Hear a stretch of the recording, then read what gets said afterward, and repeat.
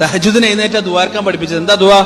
اللهم رب جبرائيل وميكائيل وإسرافيل فاطر السماوات والأرض عالم الغيب والشهادة أنت تحكم بين عبادك فيما كانوا فيه يختلفون اهدني لما اختلف فيه من الحق بإذنك إنك تهدي من تشاء إلى صراط مستقيم.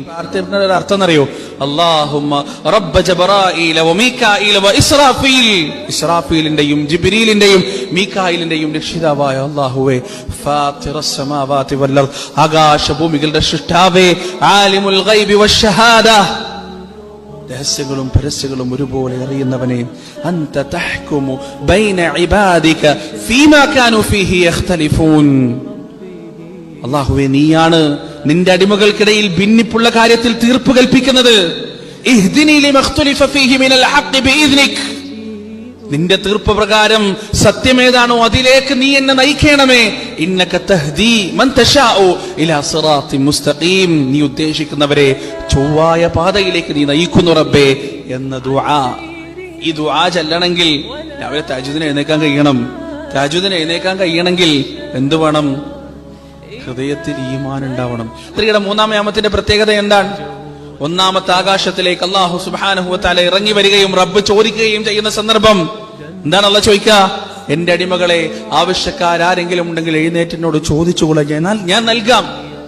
പാപികൾ ഉണ്ടെങ്കിൽ എഴുന്നേൽക്കുക, പശ്ചാത്തപിക്കുക, ഞാൻ പുറത്തു തരാം എന്ന് അല്ലാഹു ചോദിക്കുന്ന സമയം. ഈ സമയത്തിന് വേറൊരു പ്രത്യേകത കൂടിയുണ്ട്.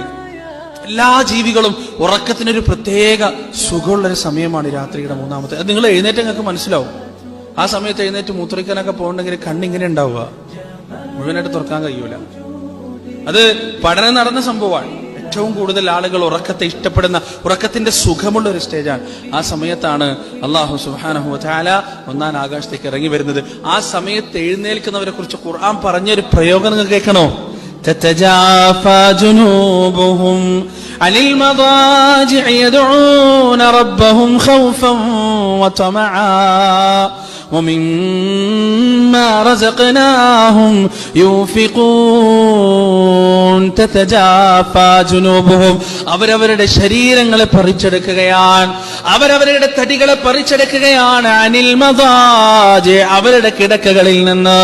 യദഊന റബ്ബഹും ഖൗഫൻ വതമആ, അല്ലാഹുവിനെ ഭയത്തോടുകൂടിയും പ്രതീക്ഷയോടുകൂടിയും അവരുടെ ശരീരങ്ങളെ കിടക്കപ്പായിൽ നിന്ന് പറിച്ചെടുക്കുകയാണ്.